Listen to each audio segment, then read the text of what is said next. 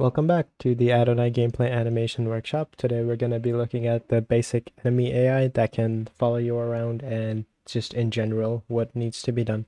So previously we had an enemy character created for our testing purposes, which would take damage based on our player character's hit.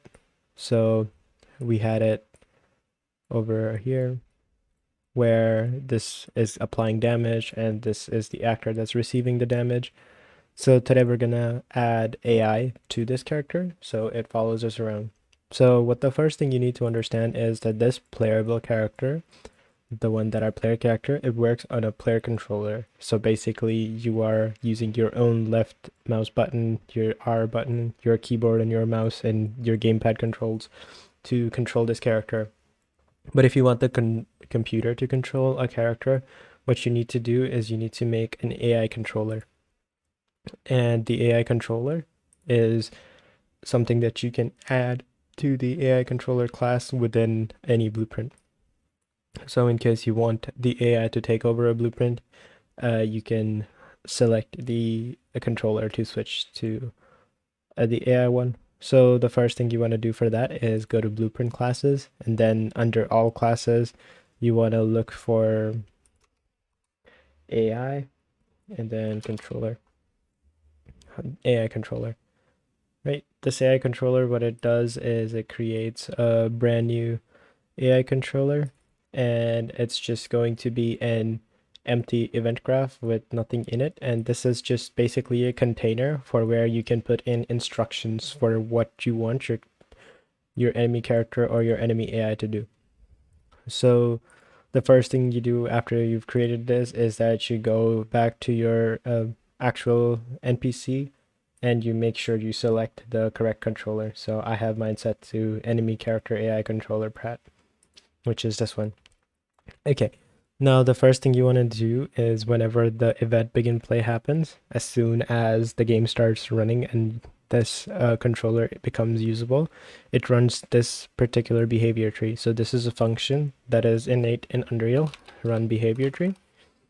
And this basically allows your character to run a behavior tree, which is going to define what your AI is going to do or what it can do or the possibilities, limitations, etc. Okay, and once you've done that, this asset isn't created yet, so let's go ahead and create that. And the way you create that is by going to artificial intelligence and the quick menu setup, and then clicking behavior tree. And along with the behavior tree, you're also going to need a Blackboard. A Blackboard is basically a container which is going to hold the values as well as keys to for the computer to understand and read in the behavior tree. So we have two things, a behavior tree and a Blackboard. So let me go ahead and open it.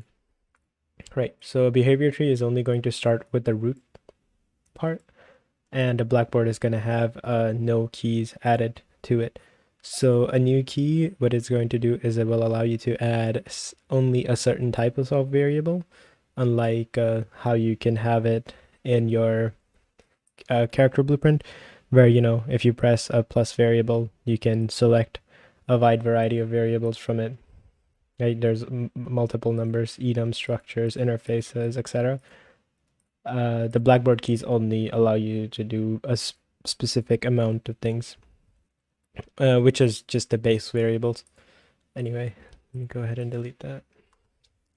So for the current class overview, we're going to look at following the target or following the player. So what we've done is we've created a vector value and a vector key, named it target location, and just make sure like the key type is vector.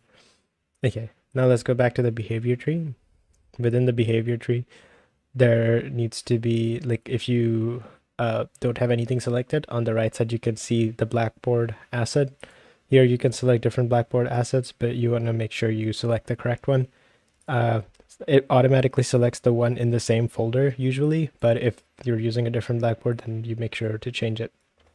Okay, so there are two things that you need to understand from here, that where this root node can go.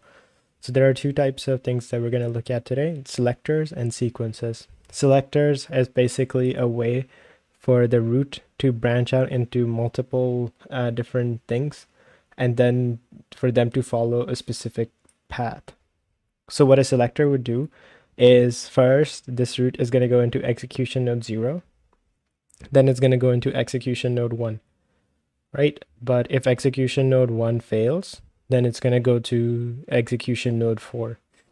If the execution node 4 fails, then it will go to execution node 5. Otherwise, if 1 succeeds, then it's going to do 2 and 3. Once those succeed, it's going to go back, then it's going to do 4, and then it's going to do 5. So a selector, basically, all the paths that it can take, it will make sure to always run it regardless if the first sequence failed or not, right? And these things are just so you can decide what your character needs to do or what task it's playing. Then the other kind is sequence. Sequence basically means like it will go through the first task, then the second task, and the third task, and so on. But if any of the tasks fails, then like it will just go back to the previous path. So what the sequence says here is, like, we have a task here created, find player. If it cannot find the player, the task fails, then it will just basically go back to selector, and then it will go to this sequence, and then it will go to this sequence. Okay, so now that you have a behavior tree kind of set up, so you just do that in selector and or sequence. You can directly have it in sequence too, considering the selector right now isn't really doing anything.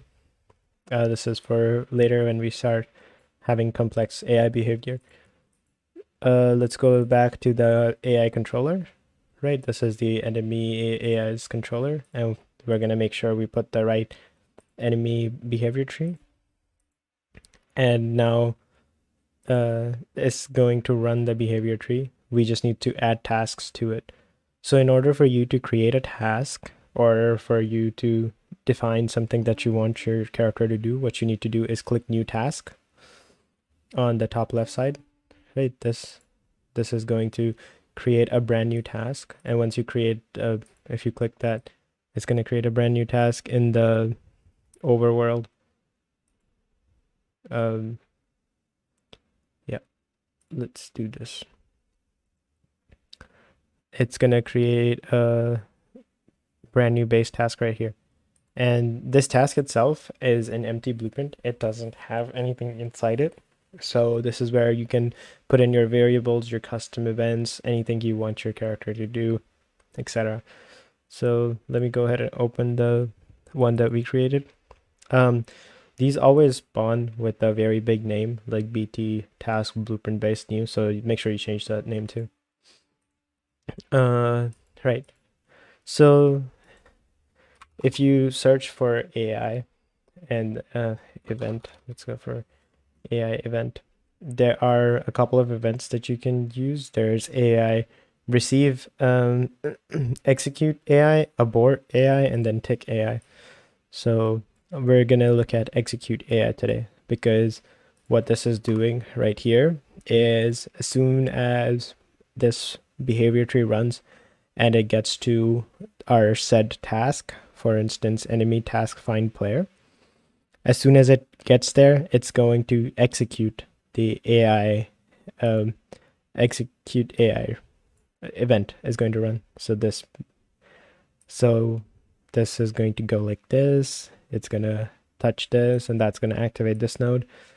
Okay, and now what you need to do is find the player location, because that's what we're trying to store, right? So we get a get player character. This is so you can find what character is using. We find that location. And instead of just making a brand new variable right here, right? You can make a brand new variable here. It's just that instead of making it a vector and then storing things as a vector, right? Instead of doing this, what you need to do is you need to make sure that this variable is something known as a Blackboard Key Selector. This Blackboard Key Selector basically links it to the blackboard of your AI, this particular key, for instance.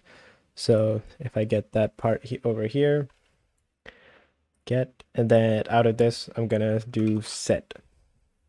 So within the behavior tree, what value do I want to set as? There's rotators, objects, name, int, float, enum, class, bool, string, vector. I'm gonna go with vector because that's what we wanted to do, right? This vector. And this target location is also a vector. And then we just run the node through. So now the execute AI is gonna go to this part. And then this is going to go to this finish execute. Finish execute is important for you to write as part of your code because it needs to have this box toggled on. Excuse me. This box with the success toggled on, what this means is if this is toggled on, then in your behavior tree, this task, once it finds the location and it sets the value, it's successful. So it can go on to the next task, which is move to, right? Move to is a task that is pre-built in Unreal by itself. There's also way run behavior, something different, play animation, move directly to, make noise, etc. So yeah, we're using move to. Move to basically is trying to find a location, and then we're gonna get to it. Okay, so if you don't have the success part toggled on, what it's going to do is it's going to just get stuck on this particular sequence. Since this task was never successful, it will never go on to this part. So you need to make sure the success part exists in your code and it's toggled on. Because if it's successful, then it will go to the next one. If you had it as a selector, then like even if this task fails, it will go to the next one, even though it might work properly. Because for this move to function, you want to have the target location functioning properly. Okay. And here you can select the Blackboard target location. So if you want to have different values for it, or if you are tracking multiple vectors, for instance, you're tracking where the player is, where the player's vehicle is, which one you want to run after, you can do that by selecting it here. Okay, within the move to component, there are multiple things. There is something known as acceptable radius. This means whatever point they find your enemy AI, it will be about 150 units near it, right? And then there's a tolerance value of 50.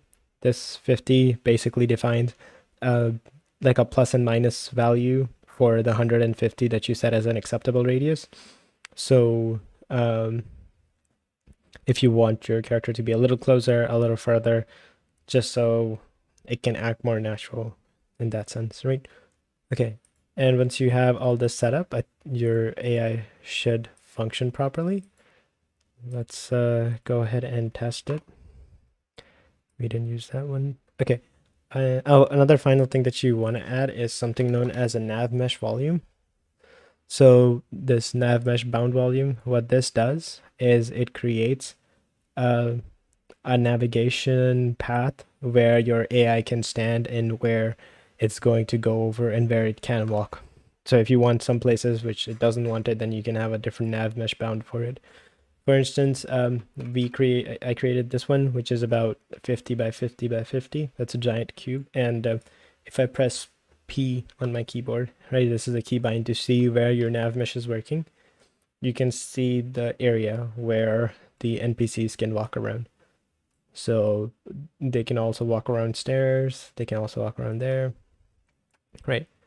Okay. And another thing that I think I forgot to mention was that this Blackboard key right here, you want to make sure that it's instance editable. This is because whenever the AI controller tries to modify it, it's going to treat it like an actual player, so it should be able to edit it instead of it just constantly being one value, so your enemy character would just move to one location and never move after that. But anyway, right. So as you can see, like the AI characters are now following me. You can tweak their speed and their health same way you did for your player characters. If you go into the enemy character, you have all their speeds, character walk movement speed. So for instance, if I set this to 300, right? Now they're gonna walk at me with only a 300 speed. They're gonna be a lot slower. If you want their play rate to be tweaked, if you want their play rate to be faster, Yeah, you can change those too. Okay. Right now, okay. Another thing in this is since we were using the same animation blueprint as our player character, uh, every time our player character's blueprint does anything different, it will change. For instance, like if this event graph, right? It checks the character blueprint to go for the jump blend space, to go for the attacking blend space, to go for the aiming blend space, prone blend space, crouch blend space, all these things. It's getting it from the player character. But when you actually have an enemy, you're gonna have an own blueprint for it, and you're not gonna need any of this part, right? All of this part is only for the player. I guess the attacking part can be for the enemy too, but this crouching and everything, these variables, these don't need to come from the character blueprint reference. So now that part is fixed, that part is fixed because this is known as ABP enemy character prat1, and that's the one that is being used by the animation class. So now if I press crouch, they're not going to crouch with me. They're not going to jump with me either. Okay. Another good part about the move to task in the behavior tree is that it will try to find the shortest path, even with if you have obstacles within your playable character. If I can jump. Why is my jump buff not working? Okay, anyway. Right, so right now they're trying to get to me, but since I'm on this edge, they can't. Right, if I go here, like this is still in the nav mesh area, so they're trying their best to get to me. But if I move towards this side, for instance, they're gonna start moving the other direction because they want to get as close to me as they possibly can. So that's the whole part of the move to component.